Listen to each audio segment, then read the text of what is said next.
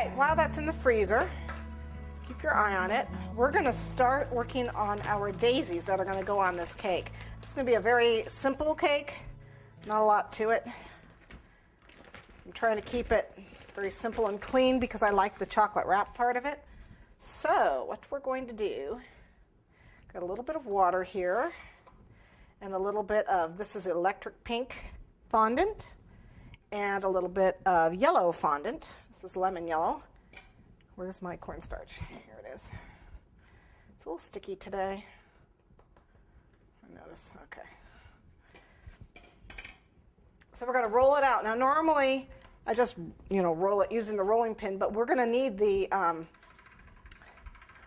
pasta machine. So starting on the largest setting, which for me is 9, and going down to about 3.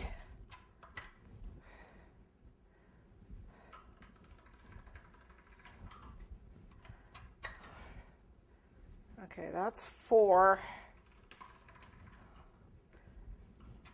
So we're going to go down to 3. Okay, there we go. So it's kind of thin. And then I am going to use a little bit, very little bit of this yellow. I happen to like this is very happy for me, the pink and the yellow together. I like it a lot. So a little bit of water. Now, I didn't put any Tylose in this fondant, but I certainly recommend just a little bit of Tylose in your fondant, and it makes a firmer flour, which is what we're doing, making daisies. So it makes it a lot firmer and it holds up a lot better.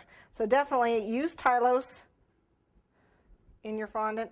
Right now what I'm doing is just making a whole bunch of little dots. And boy, I know this is really the long way to do it, but it's worth it for this project. So basically what I do is just make a little ball, little water, pop it on haphazardly. Just somewhere on here. Just kind of pop them on. And it takes a little bit of time to do. Good thing to do while your cake is in the freezer. And they need to be all different sizes. Okay, there we go. I'm just going to give them a quick roll, like so, and then back in the pasta machine. Whoops. Let's use a little cornstarch, just in case I dripped any water. I don't want it to stick to the machine. Okay, so I'm still on 3, and just roll it again. And what it does is it really embeds those dots into my fondant. And this is why I keep them pretty small, too, because I don't want them too big. Okay, I'm pretty sure I used the medium size. Let me check this real quick. Did I use the small or the medium on that? I can't tell.